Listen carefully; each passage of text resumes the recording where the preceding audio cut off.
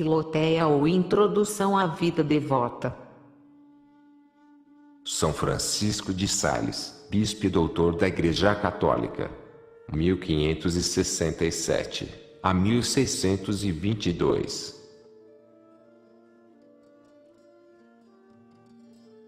Segunda parte. Diversos avisos para elevar a alma a Deus por meio da oração e da recepção dos sacramentos.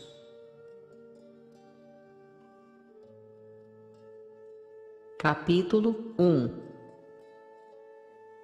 A necessidade da oração.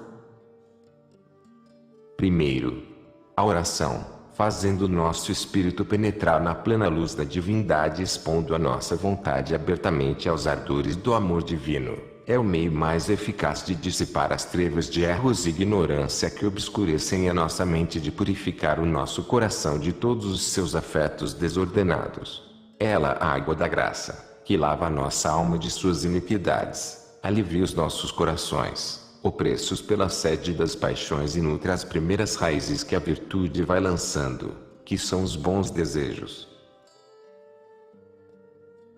Segundo, mas o que muito em particular te aconselho é a oração de espírito e de coração e, sobretudo, a que se ocupa da vida e paixão de nosso Senhor, contemplando-o, sempre de novo, pela meditação assídua, tua alma há de por fim encher-se dele e tu conformarás a tua vida interior e exterior com a sua.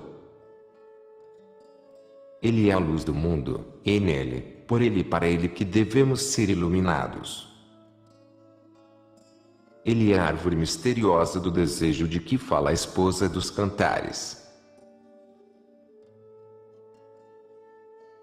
É a seus pés que temos que ir respirar este ar suavíssimo, quando o nosso coração se vai afrouxando pelo espírito do século. Ele é a cisterna de Jacob, essa nascente de água viva e pura. A ela cumpre chegarmos muitas vezes, para lavar nossa alma de suas manchas.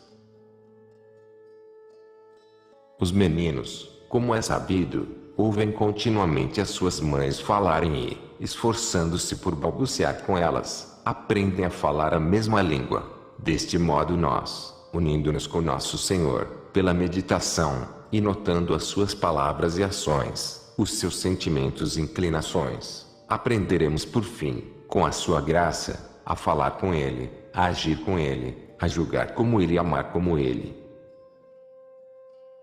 A Ele é preciso prendermos-nos, Filoteia, e crê-me que não podemos ir a Deus, o Pai, senão por esta porta que é Jesus Cristo, como Ele mesmo nos disse.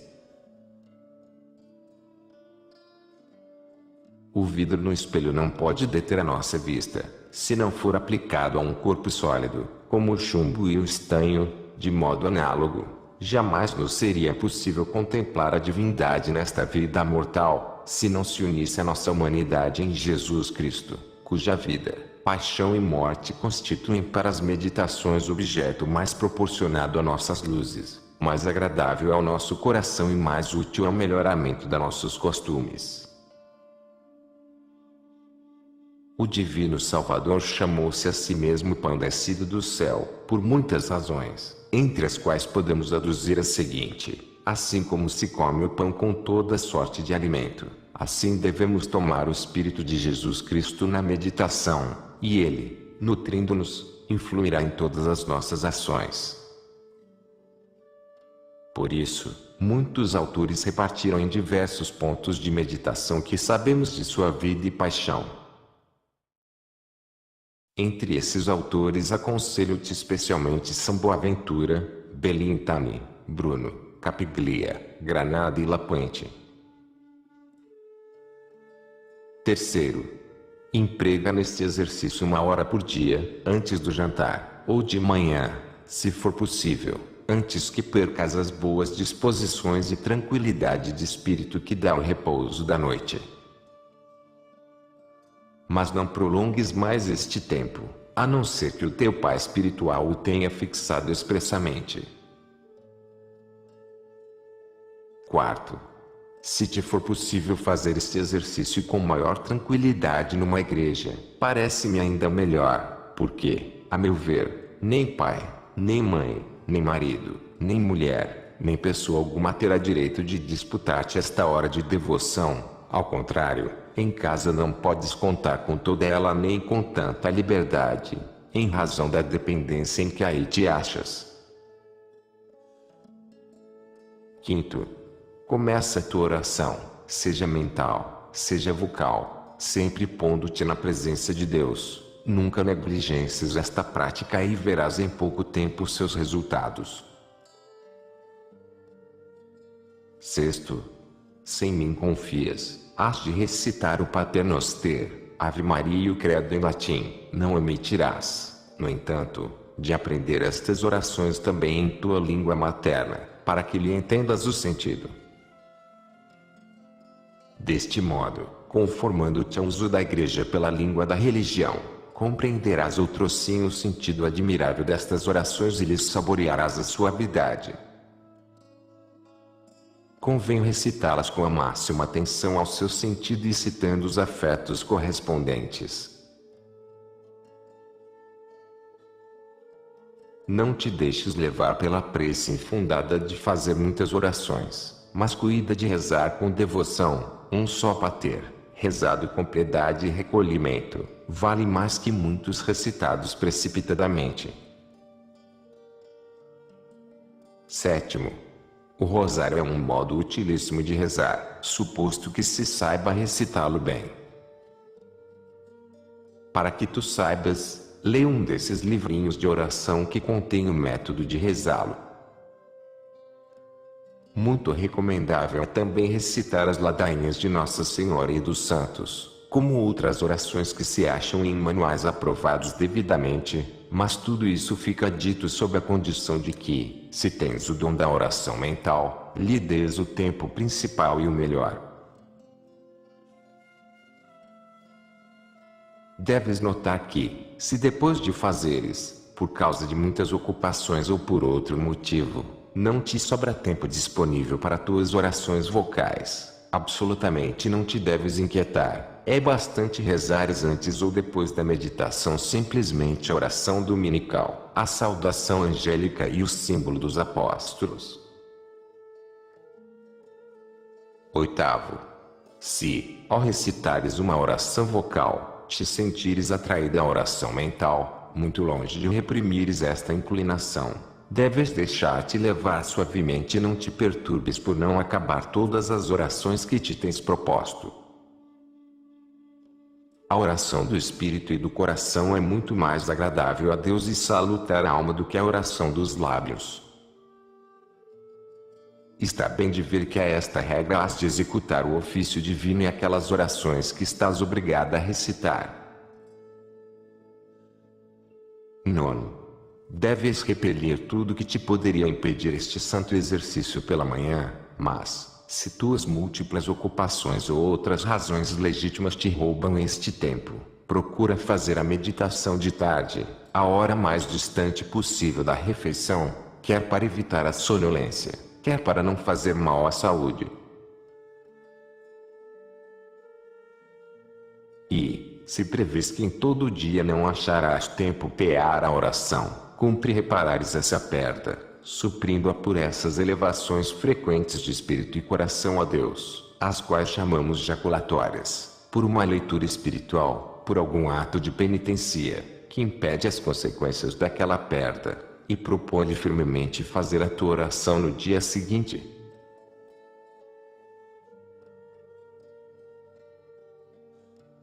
Capítulo 2.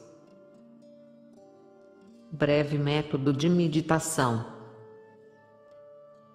Primeiro ponto da preparação: pôr-se na presença de Deus. Poderá ser, Filoteia, que não saibas como se faz a oração mental, pois, infelizmente, poucos o sabem nos nossos tempos. Por isso torna-se necessário que resuma aqui em algumas regras o método proveitoso, deixando para os bons livros dedicados a esta matéria e principalmente para a prática tua instrução mais completa. A primeira regra tem em vista a preparação, que consiste nestes 3 pontos: pôr-se na presença de Deus, pedir-lhe o auxílio de suas luzes e inspirações, propor-se o mistério que se quer meditar. Quanto ao primeiro ponto, ofereço-te 4 meios principais, que poderão ajudar teu nascente ardor. O primeiro consiste em atender vivamente à imensidade de Deus, que perfeita e essencialmente está presente em todas as coisas e lugares, de maneira que, como os passarinhos, para qualquer região que voem, estão sempre envoltos no ar, assim também nós, em toda parte a que nos dirigimos ou em que estamos, sempre encontramos a Deus presente em nós mesmos e em todas as coisas. Esta verdade é conhecida de todos, mas bem poucos lhe consagram a devida atenção. Os cegos que sabem achar-se na presença de um príncipe, embora não o vejam, conservam-se numa posição respeitosa, mas, porque não o veem, facilmente esquecem a sua presença e, uma vez esquecida, ainda com maior facilidade perdem o respeito que lhe é devido.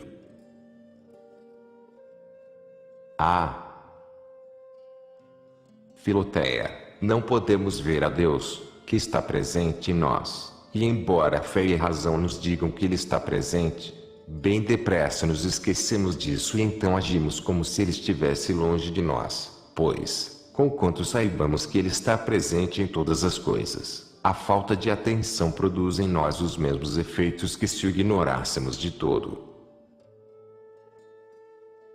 Eis aí a razão por que no começo de nossas orações devemos refletir intensamente sobre a presença de Deus.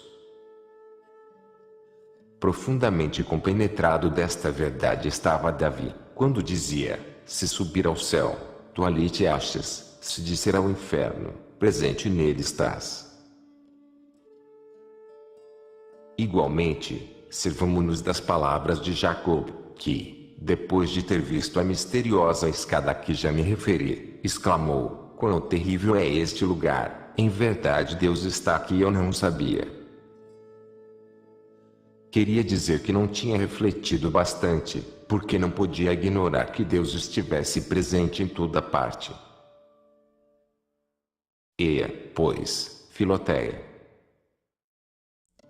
ao te preparares para a oração, dize de todo o coração a ti mesma: ó minha alma, Deus está verdadeiramente aqui presente. O segundo meio de te pôres na presença de Deus é pensar que Deus não somente está no lugar onde te achas, mas também que Ele está presente em ti mesma, no âmago de tua alma, que Ele a vivifica, anima e sustenta por sua divina presença, pois como a alma, estando presente em todo o corpo, reside contudo de um modo especial no coração, assim Deus, estando presente em todas as coisas, o está muito mais em nossa alma, podendo-se até dizer, em certo sentido, que Deus mesmo é alma. Por isso Davi chamava Deus o Deus do seu coração. E São Paulo, neste mesmo sentido, nos diz que em Deus vivemos, nos movemos e somos. E deste modo também este pensamento incitará no teu coração um respeito profundo por Deus, que está em ti tão intimamente presente. O terceiro meio, que te poderá ajudar, é considerar que o Filho de Deus, como o homem, no céu olha para todas as pessoas do mundo, mas muito particularmente para os cristãos, que são seus filhos, e ainda mais para os que estão atualmente em oração, notando se rezam bem ou mal. Nem é isso uma pura imaginação, mas um fato muitíssimo real, pois, conquanto não o possamos ver, como Santo Estevão em seu martírio, nosso Senhor tem, entretanto, os seus olhos em nós, como os tinha nele, e podemos dizer-lhe alguma coisa semelhante ao que a esposa dos Cantares disse a seu esposo: ele está lá, é ele mesmo, ele está escondido e não o posso ver, mas ele me vê, ele me está olhando. O quarto meio consiste em nos representarmos Jesus Cristo neste mesmo lugar onde estamos, mais ou menos como costumamos representar-nos os nossos amigos, e dizer: estou imaginando vê-lo fazendo isso ou aquilo, parece-me vê-lo, ou vê-lo. Estando, porém, na igreja, ante o altar do Santíssimo Sacramento, esta presença de Jesus Cristo, Filoteia, não será meramente imaginária, mas muitíssimo real. As espécies ou aparências do pão são como um véu que o esconde a nossos olhos. Ele nos vê e considera realmente, embora nós o não vejamos em sua própria forma. Num destes 4 meios, pois, te poderás servir para te pôres na presença de Deus e não dos 4 de uma vez. E isso mesmo deves fazer brevemente e com simplicidade.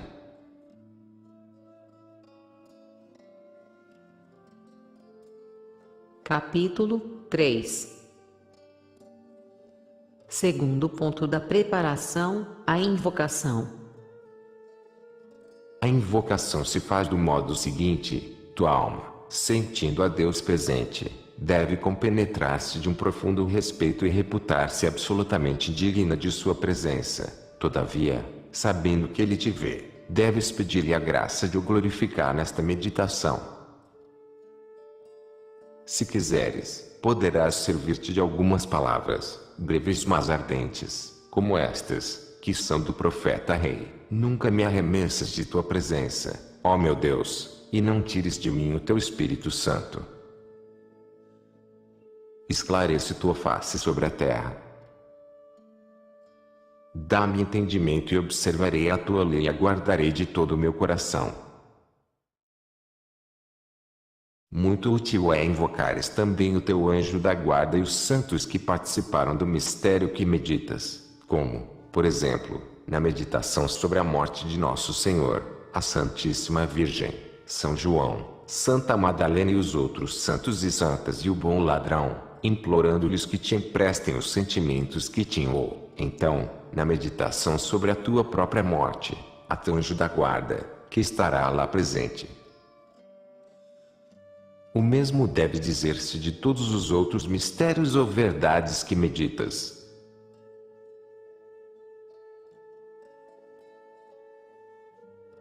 Capítulo 4. Terceiro ponto da preparação, propor-se um mistério. Existe ainda um terceiro prelúdio da oração mental, o qual, no entanto, não é comum a toda espécie de meditações e se chama geralmente composição ou representação do lugar. Consiste numa certa atividade da fantasia, pela qual nos representamos o mistério ou fato que queremos meditar, como se os acontecimentos se estivessem sucedendo realmente ante os nossos olhos. Por exemplo, se queres meditar sobre a morte de Jesus crucificado no Calvário, farás uma ideia de todas as circunstâncias, como os evangelistas nos descrevem, quanto aos lugares, pessoas, ações e palavras. O mesmo te proporei acerca dos outros objetos que os sentidos percebem, como a morte e o inferno, como já vimos, tratando-se, porém, de objetos inteiramente espirituais, como a grandeza de Deus, a excelência das virtudes, o fim da nossa criação. Essa prática não é tão conveniente.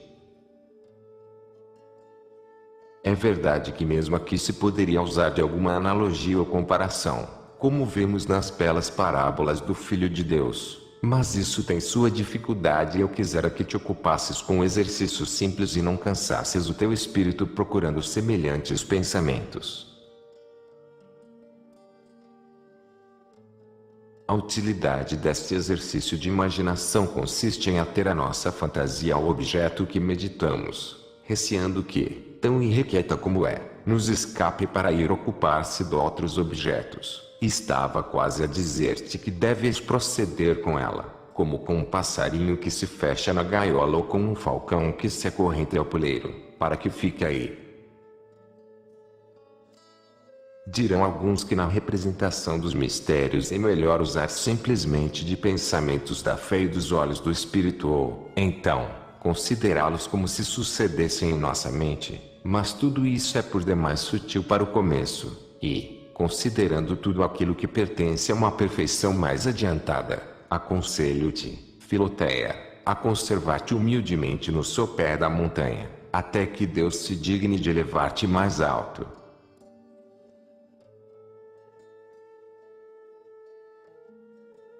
Capítulo 5.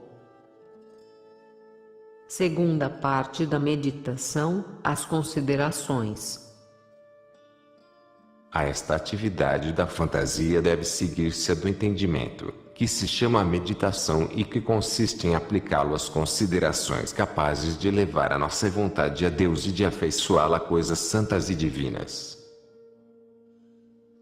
Esta é a grande diferença entre a meditação e o estudo, porque o fim do estudo é a ciência, e o da meditação é o amor a Deus e a prática das virtudes.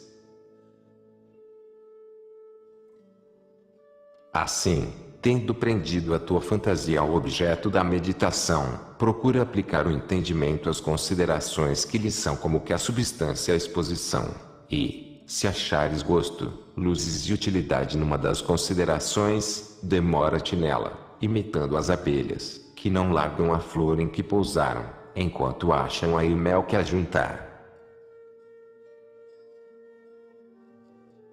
Mas, se uma consideração causa dificuldades à tua mente e não tem atrativos para o teu coração, depois de ter-lhe aplicado por algum tempo o teu coração e a tua mente, podes passar adiante a outra consideração, precavendo-te somente para que não te deixes levar por curiosidade ou precipitação.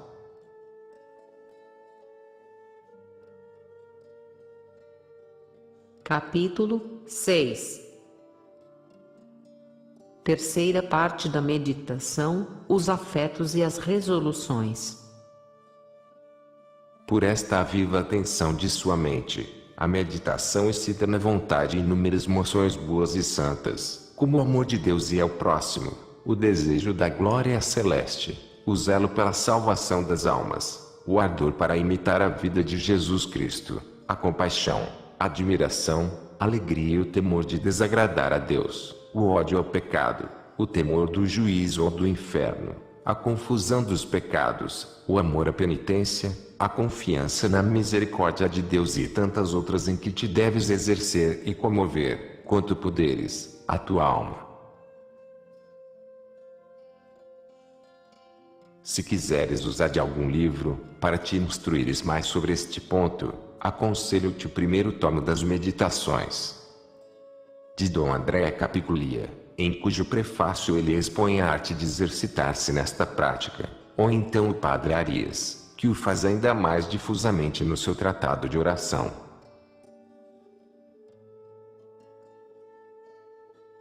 Entretanto, Filoteia, não te deves restringir a estes afetos gerais, sem que faças resoluções especiais e particularizadas para o aperfeiçoamento de tuas ações.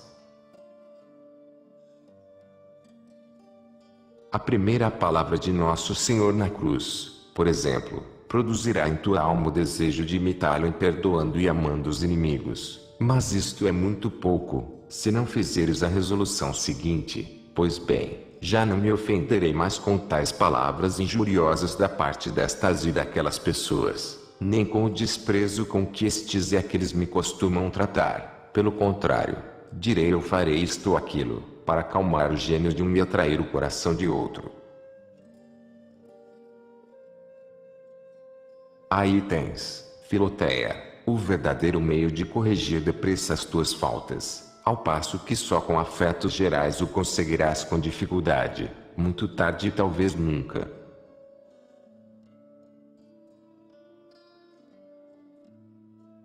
Capítulo 7. A conclusão e o ramalhete espiritual. Afinal, deve-se terminar a meditação por 3 atos que requerem uma profunda humildade. O primeiro é agradecer a Deus por nos ter dado profundo conhecimento de sua misericórdia e de outra de suas perfeições, assim como pelos santos afetos e propósitos que sua graça incutiu em nós. O segundo consiste em oferecer à sua divina majestade toda a glória que pode provir de sua misericórdia ou de uma de suas perfeições, ofertando-lhe também todos os nossos afetos e resoluções, em união com as virtudes de Jesus Cristo, seu Filho, e dos merecimentos de sua morte. O terceiro deve ser uma oração humilde, pela qual pedimos a Deus a graça de participar dos merecimentos de seu Filho, a essência de suas virtudes, e principalmente a fidelidade a nossas resoluções, que só podemos conseguir com a graça divina. Reza ao mesmo tempo pela Igreja, pelos superiores eclesiásticos, por teus pais e amigos e outras pessoas, implorando a intercessão de Nossa Senhora, dos anjos e dos santos, e acaba recitando o Pater e Ave, que são as orações mais vulgares e necessárias aos fiéis. Quanto ao restante, ainda te lembras do que disse acerca do ramalhete espiritual da meditação? Vou repetir quase em poucas palavras o que penso sobre isso. Quem passeia pela manhã num ameno jardim não sai satisfeito sem colher algumas flores, pelo prazer de lhes sentir o perfume pelo dia adiante. Assim também deve escolher o fruto da tua meditação, gravando no pensamento 2 ou 3 coisas que mais te impressionaram e comoveram, para as considerar de novo de vez em quando, durante o dia, e para te conservares em teus bons propósitos. Faze isso no mesmo lugar onde meditas, passeando um pouco ou de um outro modo, com sossego e atenção.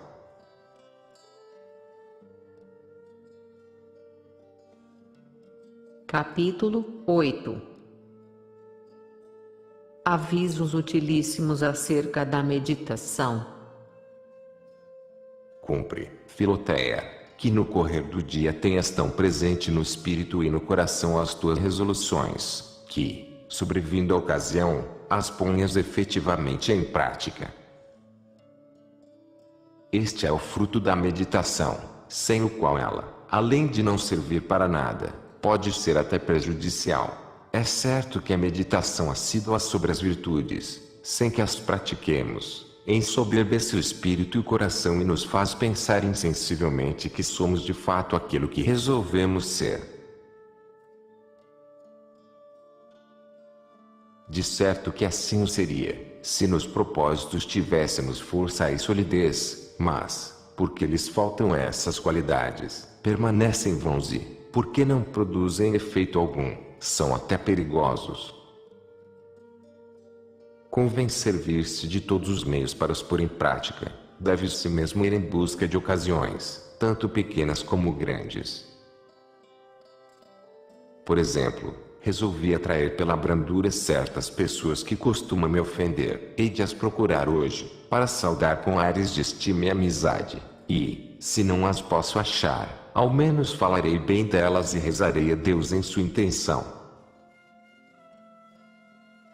Mas, terminando a oração, cuida bem de evitar as agitações violentas, porque essas emoções lhe neutralizam o bálsamo celeste que recebeu na meditação. Quero dizer que, se te for possível, permaneças algum tempo em silêncio e, conservando sempre os pensamentos e o gosto de teus afetos, vás passando assim suavemente da oração ao trabalho. Imagina um homem que recebeu num precioso vaso de porcelana um licor de grande valor, a fim de o levar para sua casa. Ei-lo caminhando passo a passo, sem olhar para trás nem para os lados, mas sempre para a frente, com receio de pôr o pé em falso ou tropeçar numa pedra, e, se para algumas vezes, é só para ver se, com o movimento, não se derramou alguma parte do precioso licor. Faze também assim com a meditação, não te distraias e dissipes imediatamente, mas considera com uma atenção simples e tranquila o caminho que tens que andar. Se encontras alguém com quem deves falar, é preciso que te conformes a isso, mas toma sentido ao teu coração, para que nada se perca daquela suavidade preciosíssima de que o Espírito Santo encheu na oração. É necessário que te acostumes a passar da oração às outras ocupações de tua profissão, por mais contrárias que te pareçam aos sentimentos e resoluções da meditação. Assim, um advogado deve saber passar da meditação ao escritório, um negociante ao comércio, uma dona de casa aos cuidados do lar doméstico, com tanta suavidade e calma, que seu espírito em nada se perturbe, pois, querendo Deus igualmente uma e outra coisa, é necessário passar de uma a outra com uma devoção inteiramente igual e com uma submissão completa à vontade de Deus. Há de acontecer algumas vezes que, mal acabaste a preparação para a meditação, já tua alma se sente tão comovida que de repente se eleva a Deus. Então, Filoteia, abandona todo o método que até aqui te expus, porque, embora o exercício do entendimento deva preceder o da vontade, se o Espírito Santo opera em ti por estas santas impressões de tua vontade, não vás procurar excitar no espírito, pelas considerações da meditação, aqueles santos afetos que já possuis no coração. Enfim, é uma regra geral que se deve dar larga expansão aos afetos que nascem no coração e nunca os reprimir e deter cativos em tempo algum que se façam sentir, seja antes, seja depois das reflexões. A mesma regra has de seguir a respeito daqueles outros atos de piedade que fazem parte da meditação, como a ação de graças, a oblação de si mesmo e a oração, uma vez que a conserves em seu lugar determinado no fim da meditação. Quanto às resoluções, que se conformam aos afetos, naturalmente só devem ser tomadas depois dos afetos, ao terminar a meditação, porque, tendo que nos representar muitos objetos particulares e familiares, podia isso produzir distrações, se as ajuntássemos aos afetos. Muito útil é, enfim, usar de alguns colóquios neste exercício da vontade, dirigindo-nos ora a Nosso Senhor, ora aos anjos e aos santos, máxime aqueles que tornam parte no mistério que se medita, a si mesmo, ao seu coração, aos pecadores e até às criaturas irracionais, como fez Davi nos Salmos e outros santos em suas meditações e orações.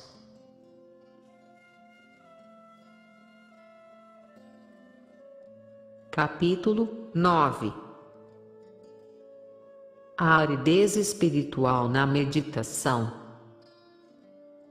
Se acontecer que não aches prazer na meditação, nem sintas aí consolo algum para a tua alma, eu te conjuro, Filoteia, a não te perturbares com isso, mas procura remediar o mal com os alvitres seguintes. Recita algumas das orações vocais em que teu coração se compraz de preferência, queixa-te amorosamente a Jesus Cristo, chama-lo em teu socorro, beija respeitosamente a sua imagem, se a tens à mão, confessa-lhe a tua indignidade, dize-lhe com Jacob, de modo algum, Senhor, me afastarei, se não me abençoardes, ou então como a mulher cananeia.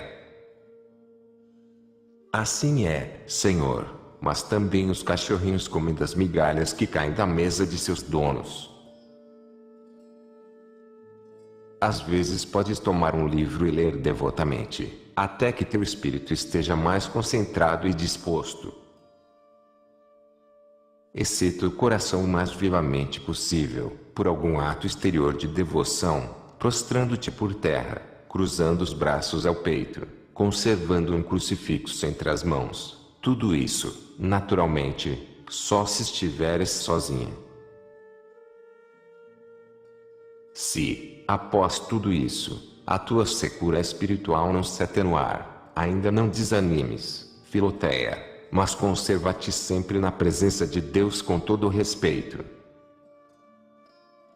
Bem sabes quantos cortesãos aqui 100 vezes por ano vão à corte sem esperança alguma de falar com o príncipe, mas somente para serem vistos dele, lhe prestarem homenagem ou, como se costuma dizer, lhe fazerem corte. Assim, Filoteia, entremos em oração com simplicidade, tendo unicamente em vista o nosso dever.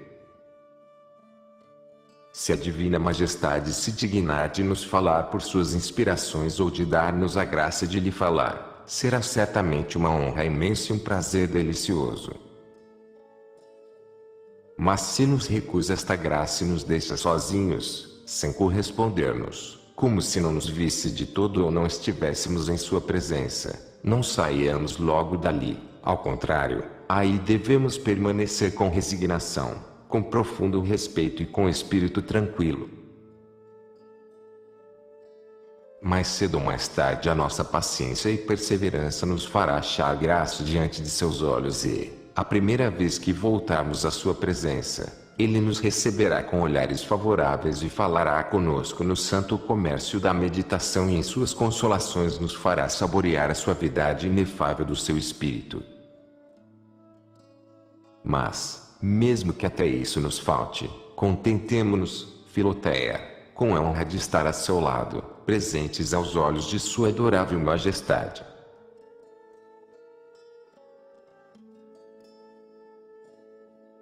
Capítulo 10. A oração da manhã. Além da oração mental e vocal, há ainda outros tempos e modos de rezar, e o primeiro exercício de todos é a oração da manhã, que deve ser uma preparação geral para as ações de todo o dia. Aí tens o método de fazê-la bem. Primeiro, adora a Deus com uma veneração profunda e agradece-lhe de te ter conservado durante a noite. E, se a tua consciência te acusa de alguma coisa desde o último exame, pede-lhe perdão. Segundo, considera que o dia presente te é dado para mereceres a bem-aventurança eterna e propõe-te firmemente empregá-lo todo nesta intenção.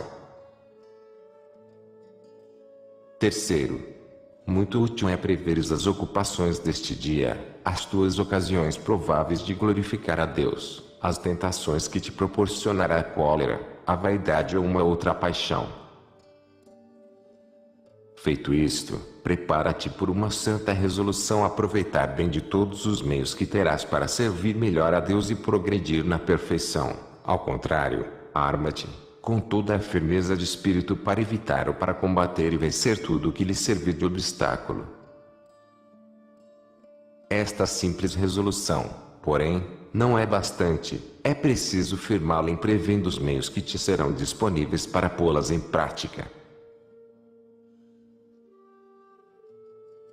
Por exemplo, se prevejo que irei tratar com uma pessoa facilmente irascível, sobre um negócio, não só me hei de precaver dos meios que me estarão à disposição, para não ofendê-la, mas também, para que não se ire, verei como lhe falar brando e gentilmente ou, se for necessário para contê-la, pedirei a outras pessoas que o façam junto comigo. Se prevejo que tenho de visitar alguns doentes, disporei tudo à hora, todas as circunstâncias, as maneiras mais próprias de consolá-los e os socorros que lhes poderei levar. Quarto, reconhece diante de Deus, com humildade, a tua completa impotência de fazer qualquer coisa dessas, tanto praticar o bem como evitar o mal, e, fazendo assim como se tivesses o coração entre as mãos, oferece-o com as tuas boas resoluções à Divina Majestade, suplicando-lhe que o tome debaixo de sua proteção e o fortifique em seu serviço. Dize-lhe, ó Senhor, eis aqui este pobre e miserável coração, a quem por vossa bondade infinita dais hoje estas boas resoluções, mas, ele é fraco e inconstante demais para fazer o bem que deseja, sem que lhe deis a vossa santa bênção. Nesta intenção vos invoco, ó Pai de misericórdia, pelos merecimentos da paixão de vosso Filho, a cuja glória eu consagro neste dia e para todo o resto da minha vida. A esta breve oração acrescenta a invocação da Santíssima Virgem, do anjo da guarda e dos santos, a fim de que com sua proteção te ajudem. Demais, esta oração que farás pela manhã e, se puder ser, antes de saíres do quarto, deve ser fervorosa e ardente, para que a bênção se E Deus que aí obtiveres se estenda sobre todo o dia, peço-te encarecidamente, Filoteia, que nunca a omitas.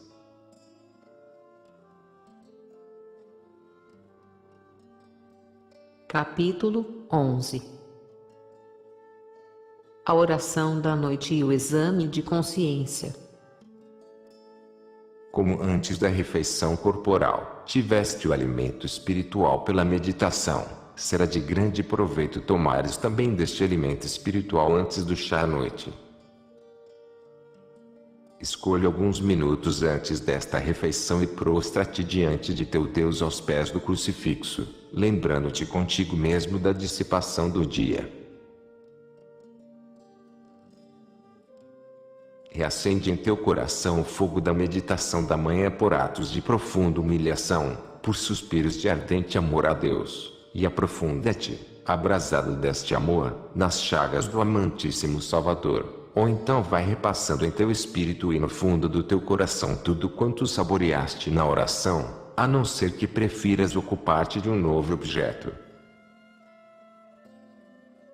Quanto ao exame de consciência, que devemos fazer antes de nos deitarmos, não há ninguém que ignore. Primeiro, devemos agradecer a Deus de nos ter conservado durante o dia. Segundo, examinam-se todas as ações, uma a uma, e as suas circunstâncias. Terceiro, achando-se alguma coisa de bom, feita nesse dia, dá-se graças a Deus. Se, ao contrário, se lhe tem ofendido por palavras, por pensamentos e por obras, pede-se-lhe perdão por um ato de contrição, que deve abranger a dor dos pecados cometidos, o bom propósito de corrigi-los e boa vontade de confessá-los na primeira ocasião. Quarto, depois disso, recomenda-se à divina providência seu corpo e sua alma, à Igreja, seus parentes e amigos, invoca-se a Santíssima Virgem, os santos e os anjos da guarda, pedindo-lhes de velar sobre nós. Feito isso, com a bênção de Deus, vamos tomar o repouso que Ele quer que tomemos. Nunca se deve omitir esta oração da noite, assim como a da manhã, pois como, pela oração da manhã se abrem as janelas da alma para o sol da justiça, assim pela oração da noite elas se fecham para as trevas do inferno.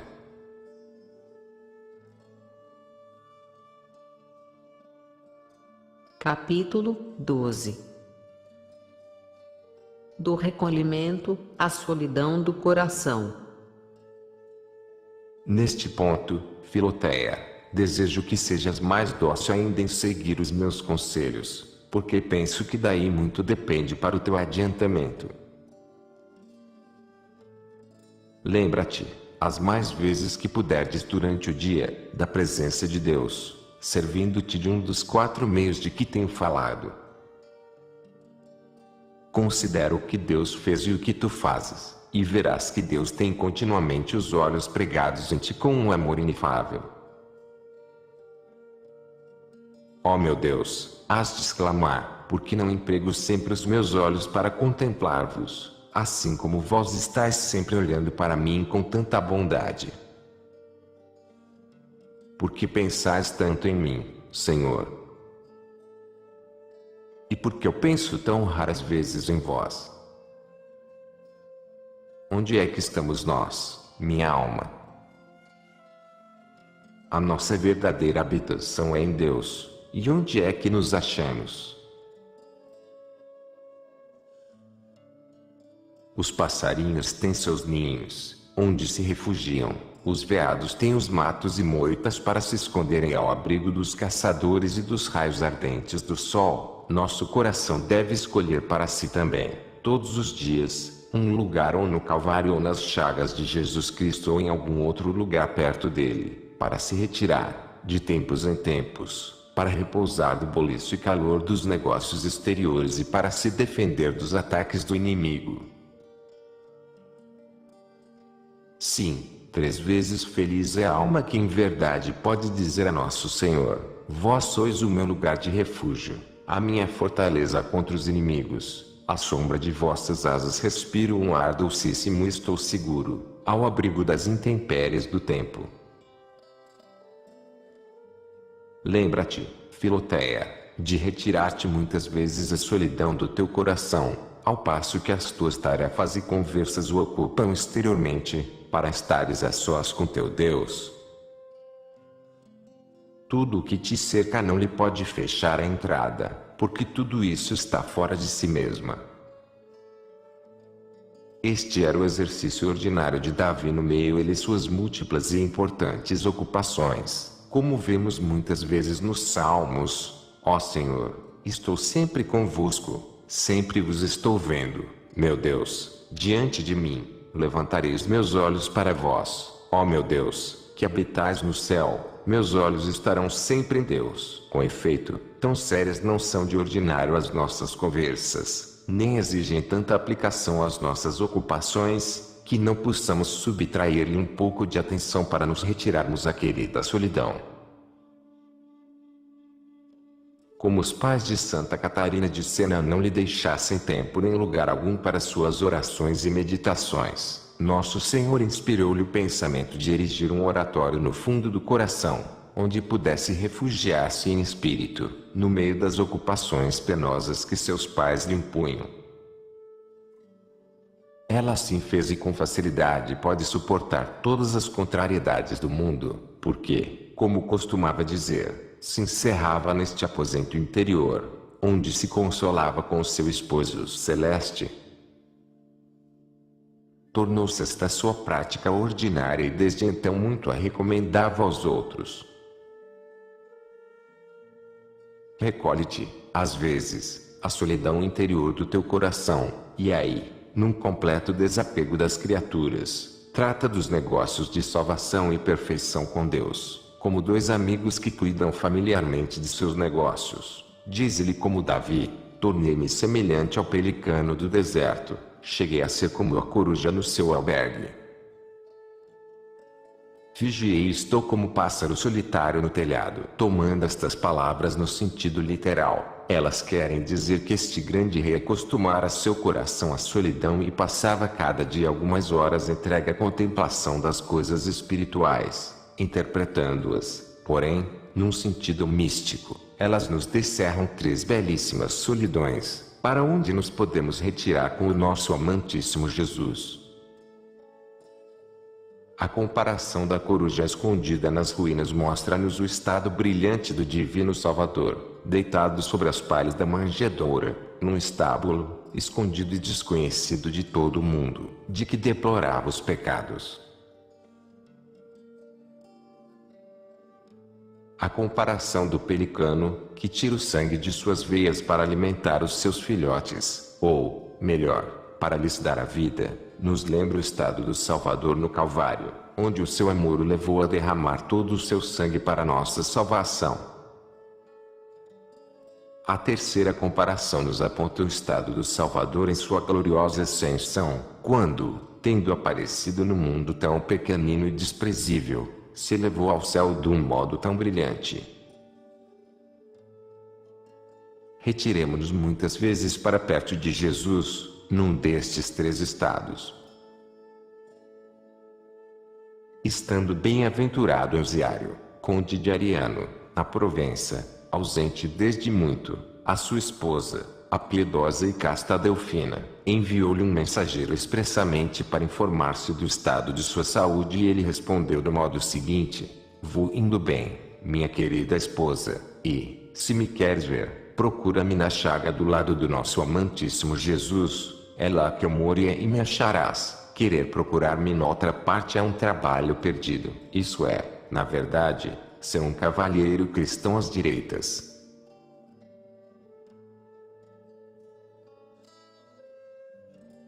Capítulo 13. As aspirações ou orações jaculatórias e os bons pensamentos. Recolhemo-nos em Deus, porque o anelamos e o anelamos para recolhermos-nos nele. Deste modo, o recolhimento espiritual e o anelo ou aspiração por Deus dão-se as mãos um ao outro e ambos provem dos bons pensamentos.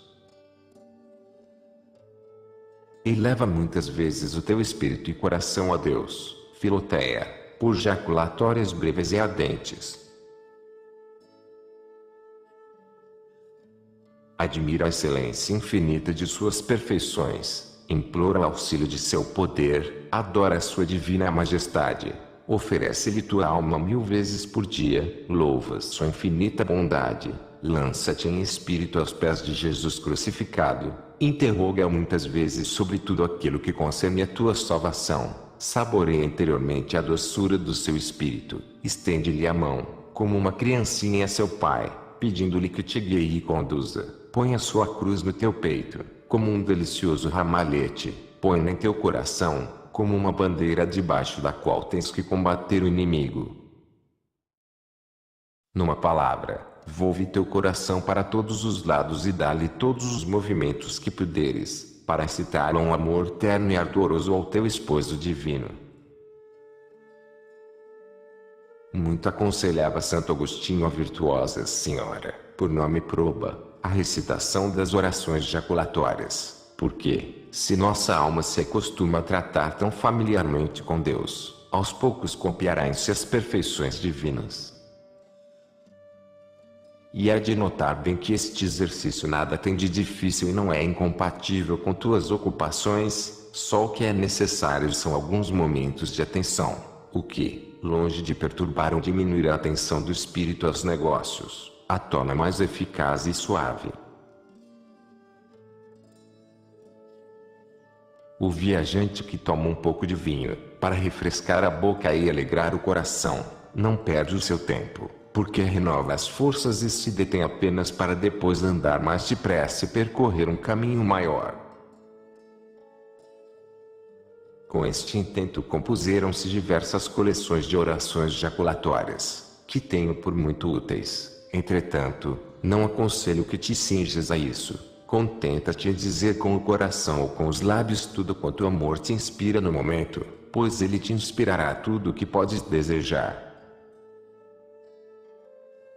É verdade que existem certas palavras que nos dão uma alegria toda particular, como as dos salmos, que são tão ardentes, ou antes certas invocações do santo nome de Jesus ou, então, aquelas setas inflamadas no amor divino, que se nos deparam no livro dos Cantares. Concedo mesmo que os cantos espirituais possam servir a este fim, quando são cantados com atenção e seriedade. Cabe aqui o exemplo de pessoas que se amam com um amor humano e natural, tudo nelas se ocupa desse amor. O espírito, a memória, o coração e a língua. Quantas lembranças e recordações! Quantas reflexões! Quantos enlevos! Quantos louvores e protestos! Quantas conversas e cartas! Está-se sempre querendo pensar e falar disso e até nas cascas das árvores, nos passeios. Há de se escrever uma qualquer coisa. Assim, aqueles que estão possuídos do amor a Deus só respiram por ele e só aspiram ao prazer de amá-lo, nunca deixam de falar e pensar nele e, se fossem senhores dos corações de todos os homens, quereriam gravar neles o nome sacrossanto de Jesus. Nada há neste mundo que não lhes fale dos atrativos do divino amor e não lhes anuncie os louvores do seu dileto. Sim, diz Santo Agostinho, depois de Santo Antão, tudo o que existe neste mundo lhes fala de Deus na eloquência de uma linguagem muda, mas muito compreensível a inteligência deles, e seu coração transforma estas palavras e pensamentos em aspirações amorosas e em doces surtos, que os elevem até Deus.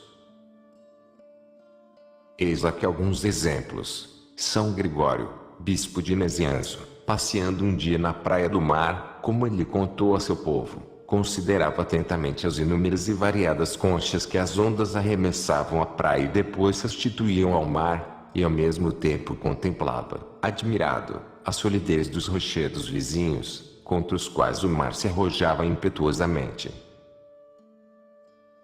Diante desta vista ele pensava que isto representava exatamente o caráter das almas fracas e superficiais, que se deixam levar já à alegria, já à tristeza, cedendo indiferentemente a todas as vicissitudes da vida, e o caráter das almas generosas e constantes, que nada pode abalar. E então o seu coração, aproveitando-se deste pensamento, elevara-se a Deus, dizendo-lhe com o profeta rei: Salva-me, Senhor, porque as águas têm entrado até a minha alma. Livra-me, Senhor, deste abismo, porque cheguei ao alto mar e a tempestade me submergiu. E há de notar que estas palavras enquadravam-se muito com a situação em que se achava, sofrendo com admirável mansidão a usurpação que Máximo queria fazer de seu bispado.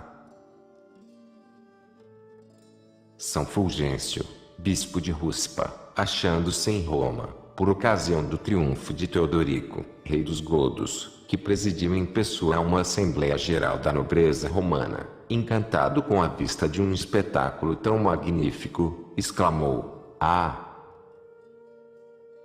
Se a Roma terrestre é tão rica e tão brilhante, quão bela há de ser então a Jerusalém celeste! E, se o Senhor de todos os bens deu tanta magnificência aos amantes da vaidade, que não reservará então aos que contemplam eternamente as suas verdades? Disse que Santo Anselmo, que nossos montes se ufanam de ter visto nascer, e que foi bispo de Cantuária, era muito hábil nesta arte de espiritualizar os pensamentos mais comuns. Estando um dia em viagem, aconteceu que uma lebre, perseguida pelos caçadores, veio refugiar-se debaixo de seu cavalo, e os cães, latindo em redor, não ousaram violar a imunidade do seu asilo.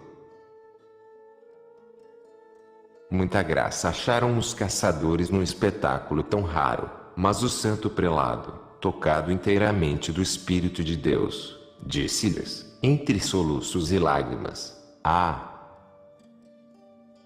Vós estáis rindo, mas o pobre animal não tem vontade de rir. Pensai bem que infelicidade há de uma alma que até a hora da morte é arrastada pelo demônio, de erro em erro e de pecado em pecado.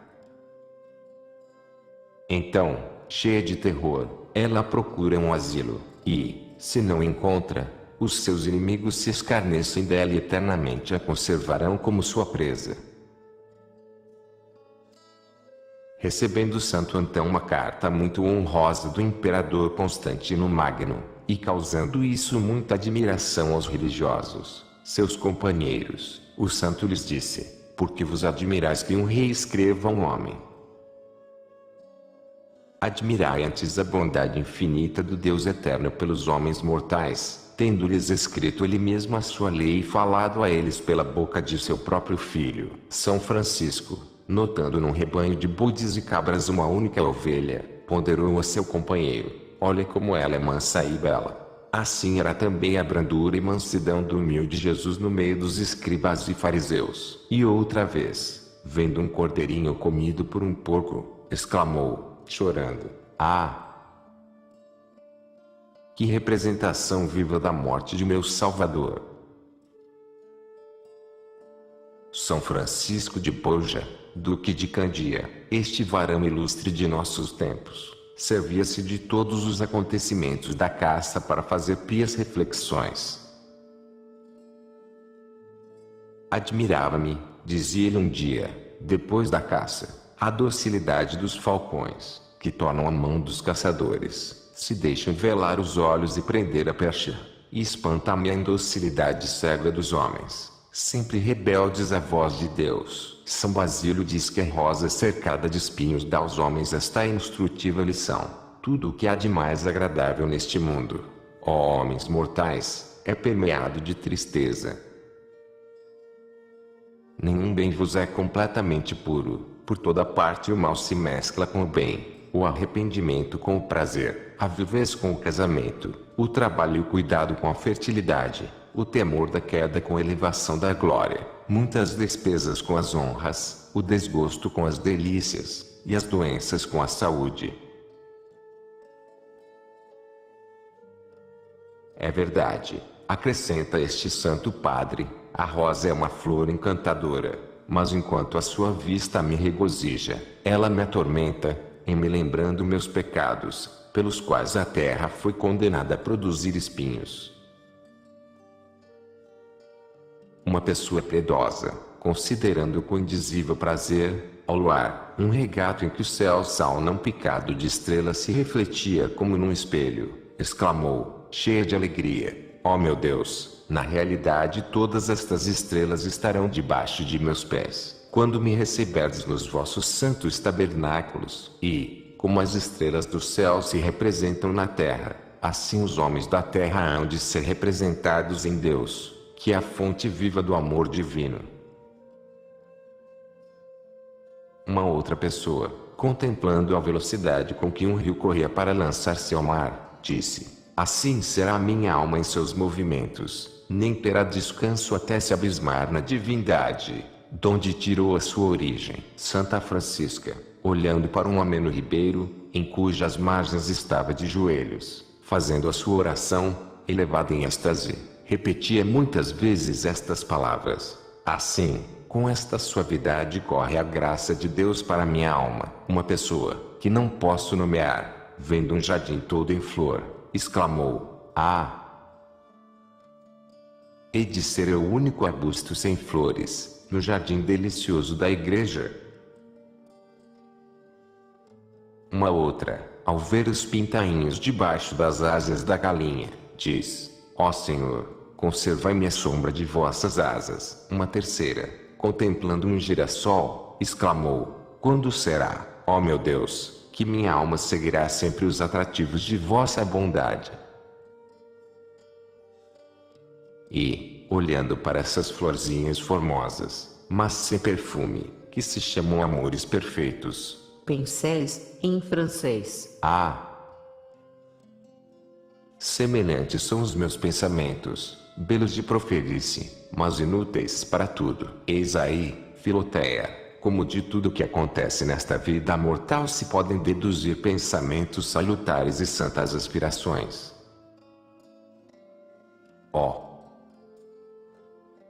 Infelizes daqueles que usam das criaturas de um modo contrário à intenção do Criador. Bem-aventurados aqueles que procuram em tudo a glória do Criador e que usam da vaidade das criaturas para glorificar a verdade incriada.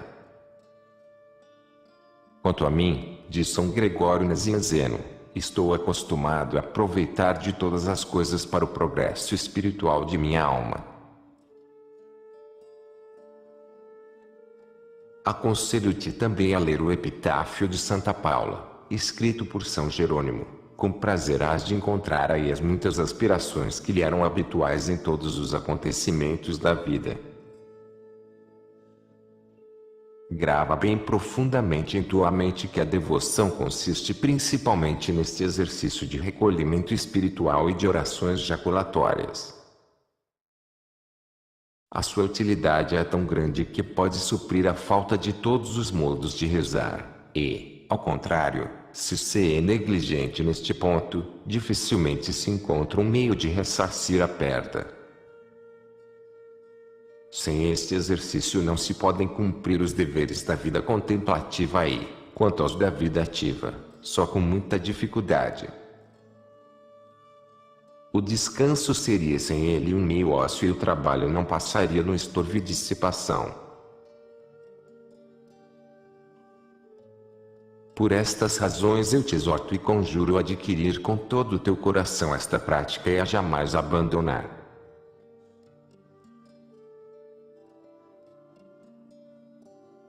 Capítulo 14.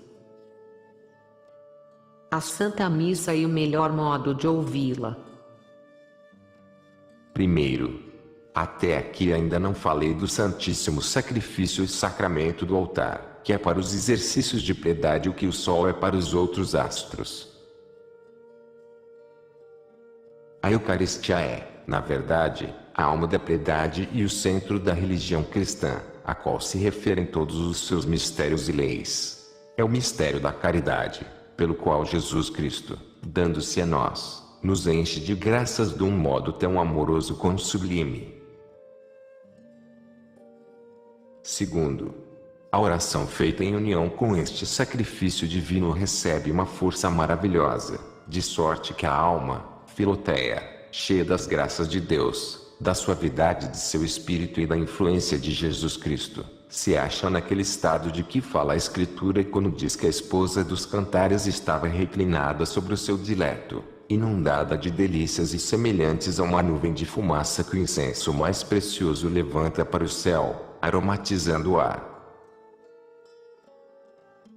Terceiro, faze o possível para arranjar o tempo necessário de ouvir todos os dias a Santa Missa, a fim de oferecer juntamente com o sacerdote o sacrifício do teu divino Redentor a Deus, seu Pai, por ti mesmo e por toda a Igreja.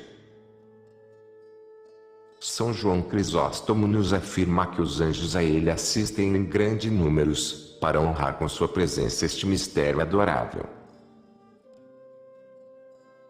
Não devemos duvidar que, unindo-nos com ele no mesmo espírito, tornemos o céu propício a nós, enquanto a Igreja triunfante e militante se ajunta com Jesus neste ato divino, para ganharmos nele e por ele o coração de Deus, seu Pai, e merecermos todas as suas misericórdias. Que dita para uma alma poder concorrer para isso algum tanto, por uma devoção sincera e efetuosa. Quarto, se absolutamente não podes ir à igreja, é necessário então suprires a falta da presença corporal pela espiritual. Nunca omitas, numa hora da manhã, ir em espírito aos pés do altar, identificar a tua intenção com a do Padre dos fiéis e ocupar-te com este santo sacrifício, em qualquer parte que estiveres, como farias, se estivesses na igreja.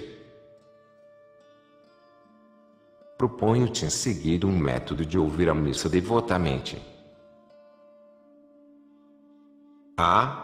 Desde o começo da missa até o padre subir ao altar, faze com ele a preparação, que consiste em te apresentares a Deus, em confessares a tua indignidade e em pedires perdão de teus pecados.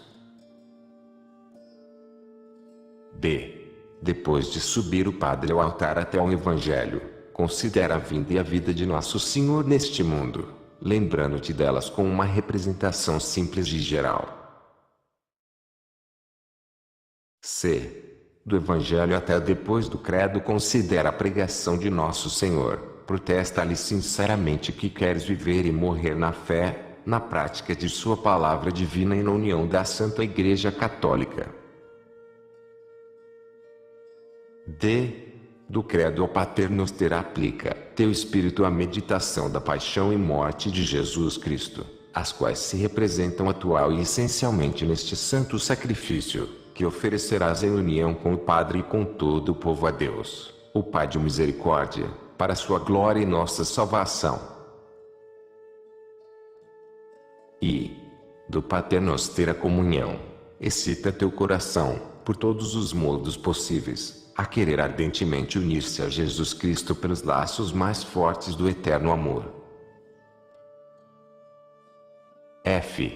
Da comunhão ao fim, agradece a sua divina majestade, por sua encarnação, vida, paixão e morte e também pelo amor que nos testemunhou neste santo sacrifício, conjurando por tudo isso a ser propício a ti, a teus parentes e amigos e a toda a Igreja e, ajoelhando-te em seguida com profunda humildade, recebe devotamente a bênção que Nosso Senhor te dá na pessoa de seu ministro. Querendo, no entanto, fazer no tempo da Santa Missa tua meditação habitual, escusa-te seguir este método. Será suficiente fazer no começo a intenção de assistir a este santo sacrifício, tanto mais que quase todas as práticas deste método se acham sintetizadas numa meditação bem feita.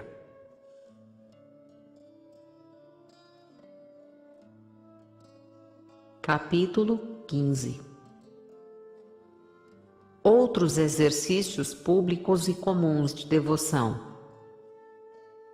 Nos domingos e dias de festa, que são dias consagrados a Deus por um culto mais particular e mais amplo, pensas muito bem, Filoteia, que te deves ocupar mais que de ordinário dos deveres de religião, e que, fora os outros exercícios, deves assistir ao ofício de manhã e à tarde, se o podes comodamente.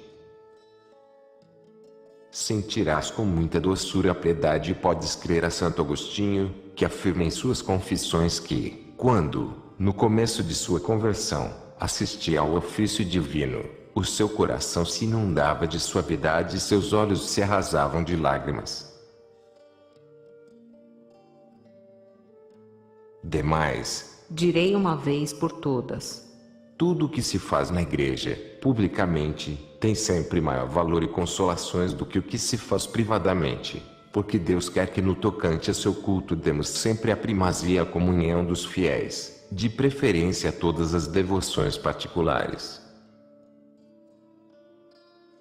Entra de bom grado nas confrarias do lugar onde moras e principalmente naquelas cujos exercícios te prometem maior utilidade e edificação.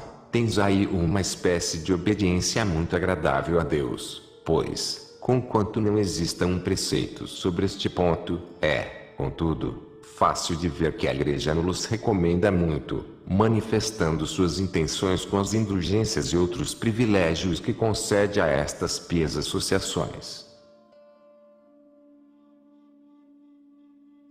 Além disso, é uma obra de caridade cristã ceder às boas intenções dos outros e contribuir para os seus bons propósitos e, conquanto em particular pudesses fazer alguma coisa tão boa e com maior gosto do que nas confrarias se faz, Deus receberia, no entanto, maior glória aqui, pela união de tantos corações e ofertas.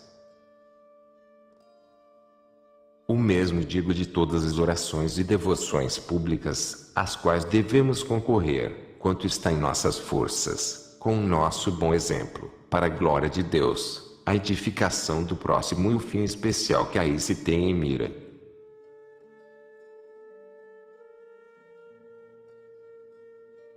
Capítulo 16. Devemos honrar e invocar os santos. Sendo pelo ministério dos anjos que muitas vezes recebemos as inspirações de Deus, é também por meio deles que lhe devemos apresentar as nossas aspirações, não menos que por meio de santos e santas, que, como nosso Senhor disse, sendo agora semelhantes aos anjos na glória de Deus, lhe apresentam de contínuo as suas orações e desejos em nosso favor. Aliemos os nossos corações, Filoteia, a estes espíritos celestes, a estas almas bem-aventuradas, assim como os filhotes dos rouxinóis aprendem a cantar com os grandes, nós aprenderemos também, por esta união, a honrar a Deus e a rezar condignamente. Eu cantarei, Senhor, os vossos louvores, dizia Davi, na presença de vossos anjos. Honra, venere e respeita de um modo especialíssimo a Santíssima e Excelsa Virgem Maria, que, como mãe de Jesus Cristo, nosso irmão, é também indubitavelmente a nossa mãe. Recorramos ela aí, como seus filhinhos, lancemo-nos a seus pés e os seus braços com uma perfeita confiança, em todos os momentos e em todos os acontecimentos. Invoquemos esta Mãe tão santa e boa, imploremos o seu amor materno, tenhamos para com essa Mãe um coração de filho e esforcemo-nos por imitar as suas virtudes. Procura uma familiar convivência de tua alma com os anjos, lembrando-te muitas vezes de sua presença. Ama e venera, sobretudo, o anjo da diocese onde estás, os das pessoas com quem vives e em especial o teu próprio. Reza a eles de vez em quando, bendize a Deus por eles, implora-lhes a proteção em todos os negócios espirituais e temporais, para que auxiliem as tuas intenções. O grande Pedro Faber, primeiro padre, primeiro pregador, primeiro professor de teologia da Companhia de Jesus e primeiro companheiro de Santo Inácio, seu fundador, regressando um dia da Alemanha, onde tinha trabalhado muito para a glória de Deus, e passando por esta diocese, onde nascera, contava que a sua devoção de saudar os anjos das paróquias de seu itinerário lhe tinha valido muitas consolações interiores de sua alma e uma especial proteção em suas viagens. Assegurava ele que sensivelmente conhecera quanto lhe tinha sido propício, ou salvaguardando das ciladas dos hereges, ou preparando numerosas almas para receberem mais docilmente a doutrina da salvação. E com tal desejo de espalhar esta devoção dizia isto, que uma senhora, estando aí presente nos anos de sua juventude, o contava ainda, há 4 anos passados, isto é, mais de 60 anos depois, com sentimentos de muita piedade. Quanto a mim, grande consolação tive no ano passado, quando consagrei um altar na aldeia de Vilarete, entre as nossas montanhas mais inacessíveis, no mesmo lugar onde vira a luz o bem-aventurado servo de Deus. Escolha um santo em cuja intercessão deponhas especial confiança e cuja vida possas ler com maior gosto para limitar as virtudes. Sem dúvida, o santo cujo nome recebeste no batismo deve ter entre todos o primeiro lugar.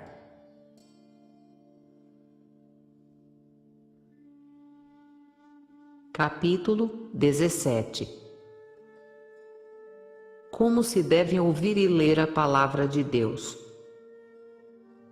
Deves ter um gosto especial em ouvir a palavra de Deus, mas escute-a sempre com atenção e respeito, quer no sermão, quer em conversas edificantes dos teus amigos que gostam de falar em Deus. É a boa semente, que não se deve deixar cair em terra. Aproveita-te bem dela, recebe-a no teu coração como um bálsamo precioso, a imitação da Santíssima Virgem, que conservava no seu peito, cuidadosamente, tudo o que ouvia dizer de seu divino Filho, e lembra-te sempre que Deus não ouvirá favoravelmente as nossas palavras na oração, se não tirarmos proveito das suas nos sermões. Tem sempre contigo um bom livro de devoção, como os de São Boaventura, de Gerson, de Dionísio Cartusiano, de Luís de Blois, de Granada, de Estela, de Arias, de Pinelli, de Lapuente, de Ávila, o combate espiritual, as confissões de Santo Agostinho, as epístolas de São Jerônimo e outros semelhantes.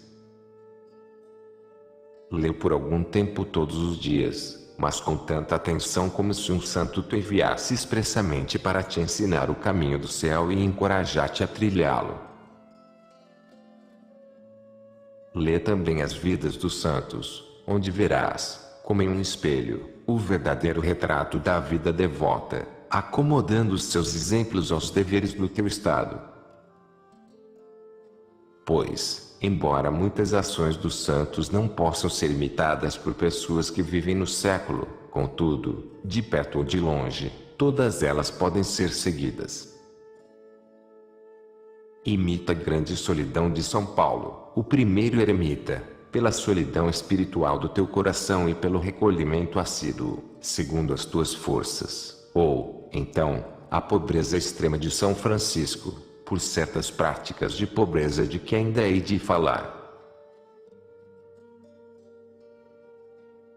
Entre as vidas dos santos e santas há algumas que espalham luz em nossa mente para a direção de nossa vida, como a da bem-aventurada Madre Teresa, o que torna sua leitura admirável, as dos primeiros jesuítas, a do cardeal São Carlos Borromeu, de São Luís, de São Bernardo, as crônicas de São Francisco e outros livros semelhantes. Outras aqui nos são propostas mais para a admiração, do que para a imitação, como as de Santa Maria Egipsíaca, de São Simão Estilita, de Santa Catarina de Sena, de Santa Catarina de Gênova, de Santa Ângela, as quais, em todo caso, muito nos afervoram em geral no santo amor de Deus.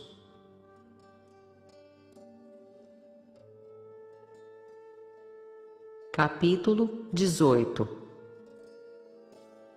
Como se devem receber as inspirações? Por inspirações compreendemos todos os atrativos da graça, os bons movimentos do coração, os remorsos de consciência, as luzes sobrenaturais e em geral todas as bênçãos com que Deus visita o nosso coração, por sua misericórdia amorosa e paternal, para acordar-nos da nossa sonolência ou para nos incitar à prática das virtudes ou para aumentar em nós o amor a Ele, numa palavra, para nos fazer procurar o que é de nosso interesse eterno. É exatamente isso que o esposo dos cantares chama em termos místicos procurar a esposa, bater-lhe a porta, falar-lhe ao coração, acordá-la, fazê-la chamar por ele em sua ausência, convidá-la a comer o seu mel, a colher frutos e flores e a lhe falar. Sirvo-me também desta comparação para maior clareza.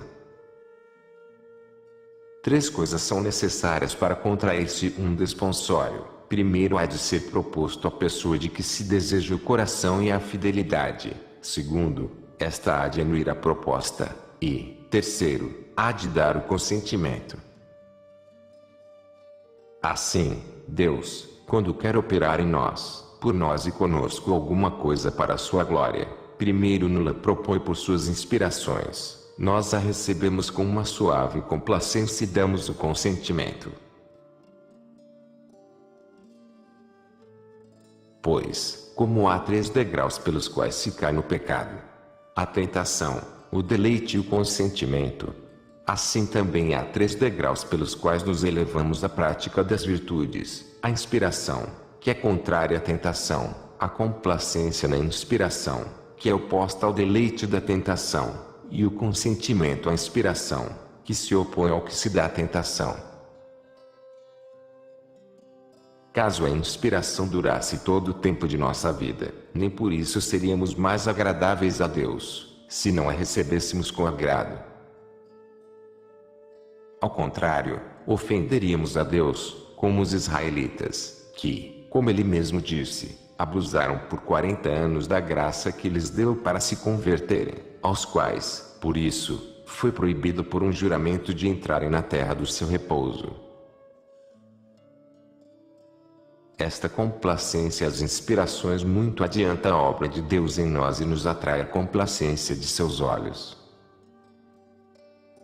Pois, conquanto ainda não seja um consentimento perfeito, em todo caso lhe é uma disposição muito favorável, e, se já o gosto que se tem de ouvir a palavra de Deus, que é quase uma disposição externa, é muito agradável a Deus e um sinal de salvação, muito mais o será, sem dúvida, a complacência às inspirações. É desta deleitação que nos fala a esposa dos cantares, dizendo: a minha alma se desfez em alegria quando meu dileto me falou. Mas, enfim, é do consentimento que tudo depende, pois, tendo recebido uma inspiração com complacência, mas sem dar o nosso aprazimento, tornamo-nos réus de uma extrema ingratidão para com a divina majestade e quase a tratamos com maior desprezo do que se a tivéssemos rejeitado imediatamente.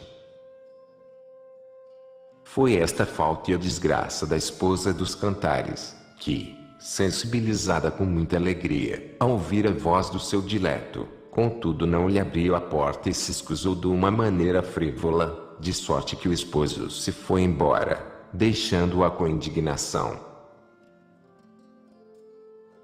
Cumpre, Filoteia, resolveres-te a receber dor em diante todas as inspirações do céu, como haverias de receber a anjos que Deus te enviasse para tratar contigo num negócio importante.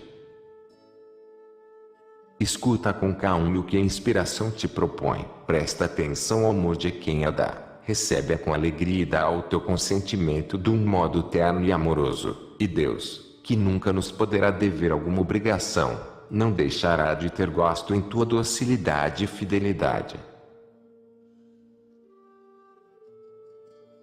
Mas, se a inspiração exige de ti alguma coisa de maior e extraordinário, deves suspender o consentimento até consultar o teu diretor espiritual, que examinará para ver se vem de Deus ou não, porque acontece muitas vezes que o inimigo, vendo uma alma dócil seguir as inspirações, lhe insinua falsas, para enganar, mas debalde, se ela obedecer com humildade ao seu diretor. Uma vez dado o consentimento à inspiração, cumpre executar cuidadosamente o que ela exigiu de nós, o que completa a obra da graça, porque reter o consentimento no interior, sem levá-lo a efeito, seria imitar a um homem que, tendo plantando uma vinha, não a quer cultivar, com medo de que não produza frutos. Considera de quanta utilidade será tudo isso a devoção da manhã e o referido recolhimento do coração, conquanto nos disponhamos a fazê-los bem, com uma preparação não só geral, mas também particular.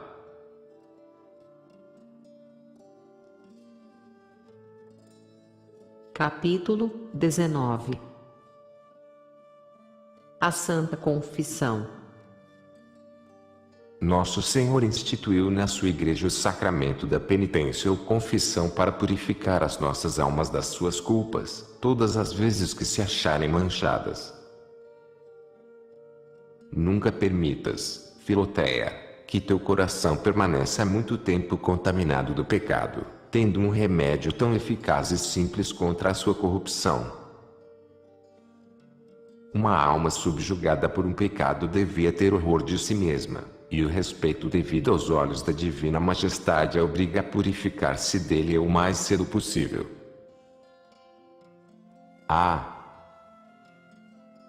Porque havemos de morrer desta morte espiritual, tendo nas mãos um remédio tão eficaz para nos curar. Confessa-te com humildade e devoção todos os 8 dias e, se for possível, sempre que comungares, conquanto tua consciência não te acuse de algum pecado mortal. Nota do tradutor: para poder-se avaliar condignamente o capítulo acima, convém notar que no tempo em que São Francisco de Sales escreveu este livro não se costumava comungar tão frequentemente como agora. A praxe atualmente vigente na Igreja a este respeito é bem diversa da de então, principalmente quanto às disposições requeridas. O decreto do Papa Pio X, Sacra Tridentina Synodus, 20 de novembro de 1905, confirmado pelo Novo Direito Eclesiástico, Cânon 863, exorta efusivamente a todos os fiéis que se achegarem muitas vezes e mesmo todos os dias da Sagrada Mesa, exigindo para isso unicamente: primeiro, que se achem atualmente em estado de graça. Segundo, que comunguem com uma intenção reta, para agradar a Deus e unir-se sempre mais intimamente com Jesus Cristo. Aí receberás não só a remissão dos pecados veniais que confessares, mas também muitas luzes para os discernir melhor, muita forca para os evitar e uma maravilhosa abundância de graças para reparar as perdas que te tenham causado. E além disso praticarás nesse ato a humildade, a obediência, a simplicidade e o amor a Deus. Numa palavra, mais virtudes que em nenhum outro auto de religião. Conserva sempre uma verdadeira dor dos pecados confessados, por menores que sejam, e uma firme resolução de corrigir este. Pessoas a que se confessam dos pecados veniais só por um certo hábito que lhes agrada e sem pensar em corrigir-se e por isso não se livram deles e se privam de muitas graças necessárias para o seu progresso espiritual.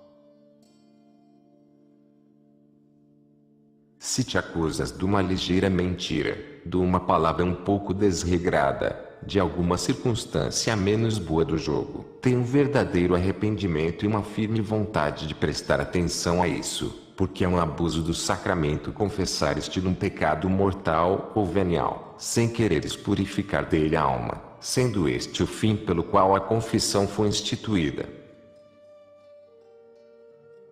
Omite aquelas acusações supérfluas, que muitos dizem por rotina. Não amei tanto a Deus, como devia, não rezei com tanta devoção, como devia, não recebi os sacramentos com tanto respeito como devia, e outras coisas semelhantes. A razão está bem de ver-se, dizendo isso, de nada te acusas, em particular, que possa manifestar ao confessor um estado da tua consciência e dizer o mesmo que os homens mais perfeitos deste mundo poderiam dizer e até mesmo os santos do céu, se ainda se pudessem confessar. Procura a razão particular por que te tens acusado de um modo tão geral e, assim que achares, expõe teus pecados de um modo simples e natural. Por exemplo, acusas-te de não ter amado o próximo como devias. Foi talvez porque, sabendo da indigência de um pobre que facilmente podia socorrer e consolar, omitiste este dever de caridade. Pois bem, acusa-te desta particularidade e diz que não socorreste, como podias, ou por negligência ou por dureza de coração ou por desprezo. Do mesmo modo não te deves acusar de não ter rezado com toda a devoção que devias ter, mas, pondo de parte esta acusação geral, que de nada serve para a confissão, declara simplesmente que tens tido distrações voluntárias e que tens prevaricado quanto ao lugar, tempo, a posição exterior do corpo e outras circunstâncias necessárias para fazer bem a oração. Na exposição dos pecados veniais não te des por satisfeita em referir o fato, acusa-te também do motivo por que te deixaste levar. Assim, dizer que pregaste uma mentira que não prejudica a ninguém ainda não é bastante, deves acrescentar se o fizeste por vanglória, para te louvar ou te excusar ou por gracejo ou por pertinácia. Se cometeste uma falta no jogo, dá explicações sobre isso, dizendo se foi pelo desejo de ganhar ou pelo prazer de conversa, e assim por diante, quanto aos outros pecados. Não deixes de determinar o tempo que durou o pecado, porque, de ordinário, o tempo lhe aumenta notavelmente a malícia. De fato, muita diferença passa entre uma vaidade passageira, que se demorou em nossa alma aí por um quarto de hora, e uma vã complacência que o orgulho secreto do coração fomentou por um ou mais dias. Na acusação de um pecado torna-se necessário determinar o fato, o motivo e a duração. É verdade que, quanto aos pecados veniais, em geral não se está obrigado a uma exatidão escrupulosa e que a própria acusação não é de necessidade absoluta. Contudo, quem quer purificar a sua alma, para atingir a perfeição da devoção, deve ter um grande cuidado de pôr um médico espiritual bem ao fato de todos aqueles males dos quais se deseja a cura, por menores que pareçam. Por fim, não cales nada que é necessário para fazer compreender todo o teu pecado e nota ainda este exemplo. Um homem, que naturalmente me desagrada, diz-me por aí uma palavrinha à toa e só por gracejo, mas eu a interpreto mal e me encolerizo. Ao contrário, se uma pessoa de quem gosto me disser uma palavra muito mais violenta, eu a levo a bem. Que devo fazer, pois, na confissão? Direi que me desmandei com palavras de enfado por ter levado a mal o que certa pessoa me disse, não em razão da qualidade das palavras, mas unicamente em razão da aversão que tenho a essa pessoa. Julgo até muito útil particularizar estas palavras de enfado, manifestando assim, ao confessor, não só os pecados cometidos, mas também as más inclinações, os hábitos e outras raízes do pecado. Ele conhecerá mais a fundo o coração e os remédios necessários às suas enfermidades. É preciso, no entanto, encobrir, quanto possível for, as pessoas que concorreram para o teu pecado. Presta atenção a muitos pecados que substituem e dominam às vezes por muito tempo no coração, sem que este note, para os confessares e purificares deste modo o teu. Para este fim, podes ler atentamente os capítulos 7, 27, 28, 35 e 36 da terceira parte e o capítulo 7 da quarta.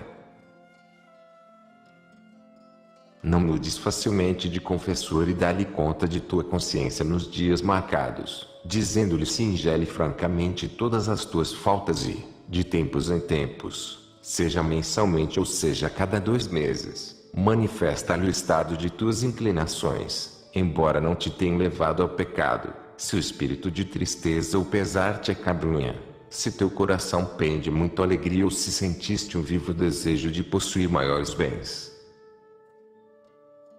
E assim por diante.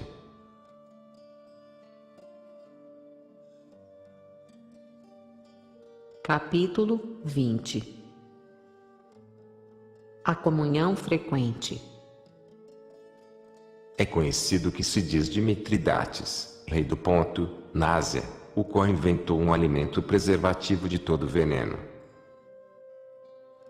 Nutrindo-se dele, este rei tornou o seu temperamento tão robusto que, estando a ponto de ser preso pelos romanos e querendo evitar o cativeiro, por mais que fizesse, não conseguiu envenenar-se.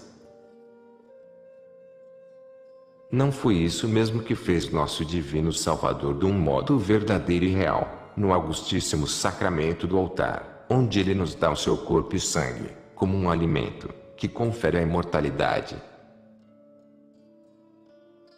É por isso que quem se aproxima muitas vezes e com devoção desta sagrada mesa recebe tanta força e vigor, que é quase impossível que o veneno mortífero das más inclinações faça alguma impressão em sua alma. Não se pode viver desta carne de vida e morrer da morte do pecado. Se os homens no paraíso terrestre podiam preservar-se da morte corporal, comendo do fruto da árvore da vida, por que não poderão agora preservar-se da morte espiritual, pela virtude deste sacramento da vida? Na verdade, se os frutos mais tenros expostos à corrupção, como as cerejas, morangos e damascos, se conservam facilmente misturados com açúcar ou mel, não há que admirar-se que nossas almas, por mais fracas que sejam, se preservem da corrupção do pecado, se deixam penetrar da forca e suavidade do sangue incorruptível de Jesus Cristo. Ó Filoteia, os cristãos que se condenam estarão ante o juiz justo, sem saber o que responder-lhe, quando ele lhes fizer ver que sem razão alguma e por própria culpa morreram espiritualmente, podendo tão facilmente preservar-se da morte, em se alimentado do seu corpo. Miseráveis, ele há de dizer-lhes, porque estáis mortos, se tinhais entre as mãos o fruto da vida. Comungar todos os dias é uma coisa que não louvo nem censuro, mas comungar todos os domingos é uma prática que aconselho e exorto a todos os fiéis, contanto que não tenham nenhuma vontade de pecar. Estas são as próprias palavras de Santo Agostinho, de acordo com o qual eu não louvo nem censuro a comunhão cotidiana, remetendo os fiéis à decisão do seu diretor espiritual, porque isto exige uma disposição tão extraordinária, que não a podemos recomendar a todos indiscriminadamente, e, porque esta disposição se pode achar em muitas almas piedosas, não a podemos proibir a todos em geral. Um juízo sobre este ponto pertence à discrição do confessor, que conhece o estado habitual e atual do penitente. Grande imprudência seria tanto aconselhar indiferentemente a todas as pessoas a prática da comunhão frequente, como vituperar alguém que, por conselho de um sábio diretor, comunga assiduamente. É porque muito aprova a resposta judiciosa e delicada que a Santa Catarina de Sena deu a certa pessoa que, não aprovando que ela comungasse diariamente, lhe disse que Santo Agostinho não o louvava nem censurava. Pois bem, respondeu ela com espírito, se Santo Agostinho não censura, não o façais vós tampouco e me contentarei do vosso silêncio. Estás vendo, porém, Filoteia, que Santo Agostinho encarecidamente recomenda aos fiéis, por seus conselhos e exortações, comungarem todos os domingos. Faze-o, pois, quanto está em tuas forças, desde que, tendo purificado teu coração, como presumo, de todos os afetos ao pecado mortal e venial, tens a alma mais bem disposta do que Santo Agostinho exige, porque, além de não teres vontade de pecar, nem mesmo tens afeto ao pecado.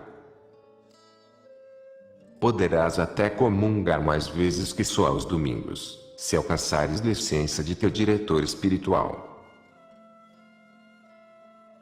Bem sei que podes estar legitimamente impedida por motivos que podem provir tanto de tua parte como da parte daqueles com quem vives.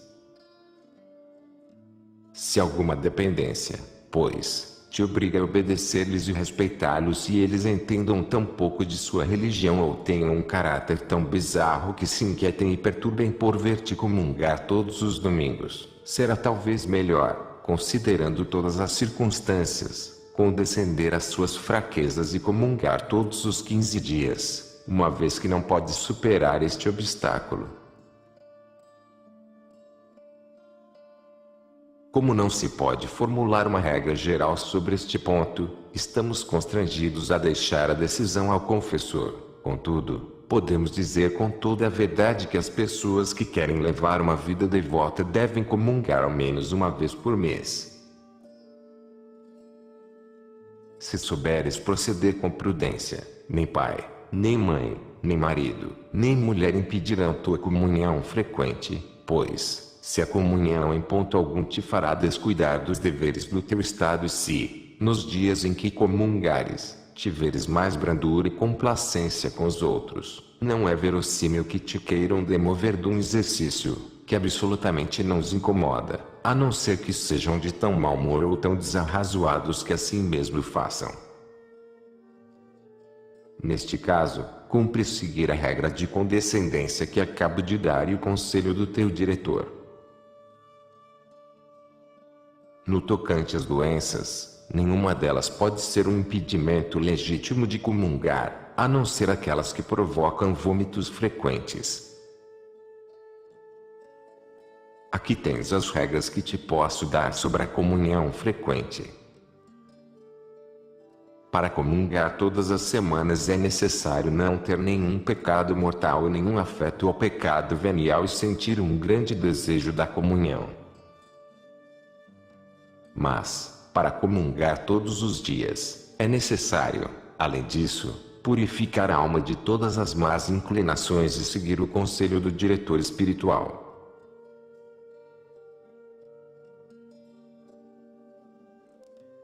Capítulo 21. Como se deve comungar? Começa já na véspera do dia da comunhão a te preparar com repetidas aspirações do amor divino e deita-te mais cedo que de costume, para te levantares também mais cedo. Se acordas durante a noite, santifica esses momentos por algumas palavras devotas ou por um sentimento que impregne tua alma da felicidade de receber o Divino Esposo. Enquanto dormes, Ele está velando sobre o teu coração e preparando as graças que te quer dar em abundância, se te achar devidamente preparada. Levanta-te de manhã com este fervor e alegria que uma tal esperança te deve inspirar, e depois da confissão aproxima-te com uma grande confiança e profunda humildade da mesa sagrada, para receber este alimento celeste, que te comunicará a imortalidade. Depois de pronunciares as palavras, Senhor, eu não sou digno, etc., já não deves mover a cabeça ou os lábios para rezar ou suspirar, mas, abrindo um pouco a boca e elevando a cabeça de modo que o padre possa ver o que faz, estende um pouco a língua e recebe com fé, esperança e caridade aquele que é de tudo isso ao mesmo tempo o princípio, o objeto, o motivo e o fim. Ó Filoteia, considera, se te agradar, este doce pensamento, a abelha, recolhendo o orvalho do céu e o suco das flores, que é o mais precioso da terra, faz disso o seu mel e o leva para a colmeia, a fim de se alimentar. o Padre torna do altar o Salvador do mundo, que é o verdadeiro Filho de Deus, descido do céu, e o verdadeiro Filho da Virgem, saído da terra, como todos os homens, e te entrega para a alimentação de tua alma. Excita então o teu coração a render o culto devido a este Rei e Salvador divino, faze-lhe o melhor acolhimento que puderes. Contempla a sua presença em ti, que é ao mesmo tempo a tua felicidade, trata confidentemente com ele, sobre os teus negócios interiores e por todo o resto do dia manifesta por tuas ações que Deus está contigo. Se não puderes comungar realmente na Santa Missa, faze-o ao menos em espírito e com o coração, unindo-te pela fé à carne vivificante do Senhor. A principal intenção que deves ter na comunhão é de adiantar, purificar e consolar a tua alma no amor de Deus. Deves, pois, receber com espírito de amor o que só o amor te pode dar. Não podemos achar um outro ato mais amoroso e mais terno da bondade de nosso Senhor do que este em que Ele se aniquila, por assim dizer, e se dá a nós, como alimento, para penetrar a nossa alma de si mesmo e para estender esta união também ao corpo, ao coração dos seus fiéis. Se o mundo te perguntar por que comungas tão frequentemente, deves responder-lhe que é para aprender a amar a Deus, purificar-te de tuas imperfeições, livrar-te de tuas misérias, procurar consolo em tuas aflições e fortificar-te em tuas fraquezas. Dize ao mundo que duas espécies de homens devem comungar muitas vezes, os perfeitos, porque, estando bem preparados, faria muito mal de não se chegarem muitas vezes a esta fonte de perfeição, e os imperfeitos, a fim de aspirarem à perfeição, os fortes, para não se enfraquecerem, e os fracos, para se fortificarem, os sádios, para se preservarem de todo contágio, e os doentes, para se curarem. E acrescenta que, quanto a ti, que és do número das almas imperfeitas, fracas e doentes, precisas receber muitas vezes o autor da perfeição, o Deus da força e o médico das almas.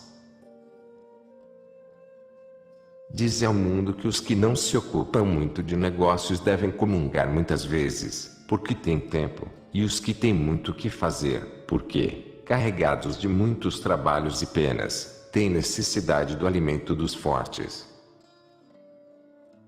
Dize, enfim, que comungas frequentemente para aprender a comungar bem, porque nunca se fez bem uma coisa em que raramente se exercita.